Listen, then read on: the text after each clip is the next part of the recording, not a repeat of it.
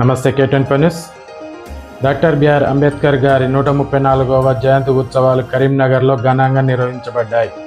Court చౌరస్తాలో ఉన్న అంబేద్కర్ విగ్రహానికి పూలమాల వేసి ఘనంగా నివాళులర్పించారు.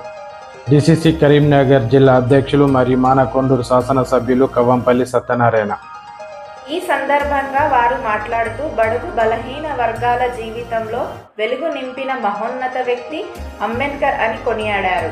భారత రాజ్యాంగ నిర్మాణంలో ఆయన పోషించిన పాత్ర చిరస్మరణీయమని అన్నారు.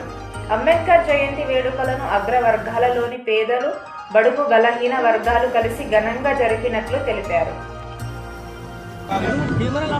134వ జయంతి సందర్భంగా కరీంనగర్ పట్టణంలో, కరీంనగర్ జిల్లాలో ఈరోజు ఘనంగా ఆయన జయంతి ఉత్సవాలను నిర్వహించడం జరిగింది.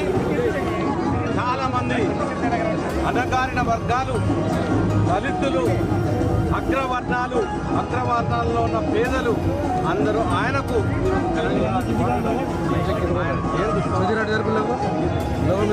అంబేద్కర్ యొక్క ఆలోచన మనకు కలిగించినటువంటి ప్రాథమిక హక్కులు ఏవైతే ఉన్నాయో వాటన్నిటికీ ఆయన ఎంతో పోరాటం చేస్తున్నారు.